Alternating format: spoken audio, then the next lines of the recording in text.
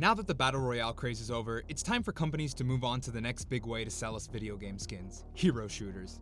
This year seems to be when all the trend-chasing corporations finally get to release their Overwatch ripoffs. You got Star Wars Overwatch, AliExpress Overwatch, Steam Overwatch, and now, finally, Overwatch 2.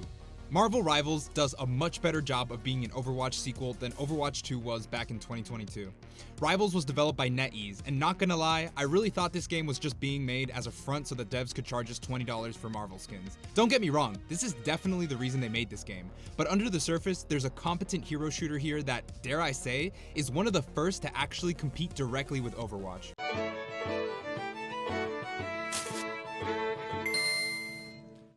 Right off the bat, this is probably the best launch of any free-to-play hero shooter I've ever seen. Y'all remember when Overwatch 2 came out? No? Just a terrible fever dream I had? It's insane to me how Blizzard was able to destroy the legacy and goodwill that Overwatch had created with the launch of Overwatch 2. You'd be stuck in queuing hell just trying to get into the game. The game was constantly going down for server maintenance. All the characters were locked for me, even though I owned Overwatch 1. Thanks, Blizzard. No campaign or additional modes. Terrible cash shop. You had to have a non-prepaid phone number attached to your Battle.net account. Come on, Blizzard, what is this? Am I playing a video game or am I opening up a bank account? You could go on and on, but long story short, you done fucked it up. This is one of my most beloved and most played games of all time, and I pretty much haven't touched it since a few weeks after its launch.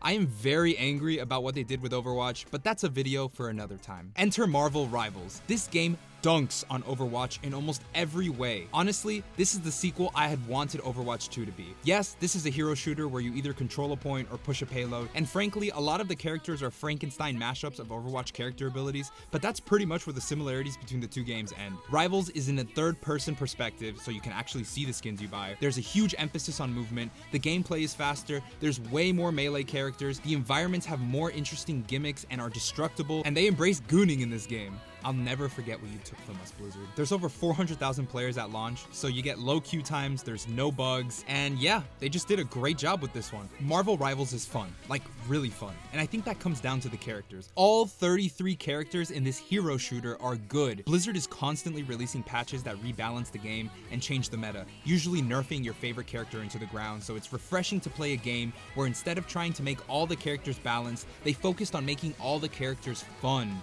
Doctor Strange is a Reinhardt that can float and use Symmetra portals you can shoot through. They finally did Spider-Man justice after his absolutely terrible Marvel's Avengers moveset. Iron Man can straight up fly. Jeff the Landshark has this totally bullshit swirly attack that you can use to throw people off the map with. And Iron Fist is a menace and just shreds me every single time. If you know, you know. Every character is broken in some way. This makes the game a nightmare and a dream to play. Honestly, the only thing balancing a lot of these characters isn't how good they are, but how complicated they are to play. You have easier characters like Venom that have a very basic gameplay loop of swinging in and slamming, using your tank ability, doing some damage, and swinging out. But then there are characters like Spider-Man. If you match with someone who really knows what they're doing with Spider-Man, good fucking luck winning. I think both are equally viable, but there's a lot of skill expression that allows really good players to absolutely shred in this game. It really feels like they focused on fun here, and I found myself constantly switching characters and performing well with all of them. If characters weren't broken enough on their own, they added team-up abilities to this game. This feature is fucking awesome,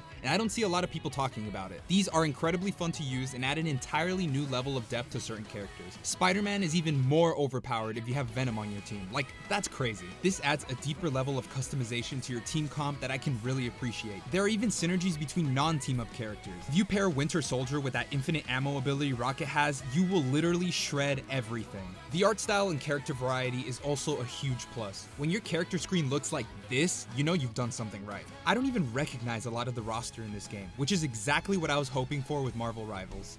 Like, this is Marvel we're talking about here. They have nearly 100 years of history to pull from, and they did not disappoint. Marvel is so much more than Iron Man, Thor, and Hulk. And even though these characters are really important, you've got completely random picks like Squirrel Girl, and Luna Snow that are fun to play and learn about. I'm really looking forward to seeing how they support this game, because if this is the starting roster, imagine how many amazing characters we'll have in about a year.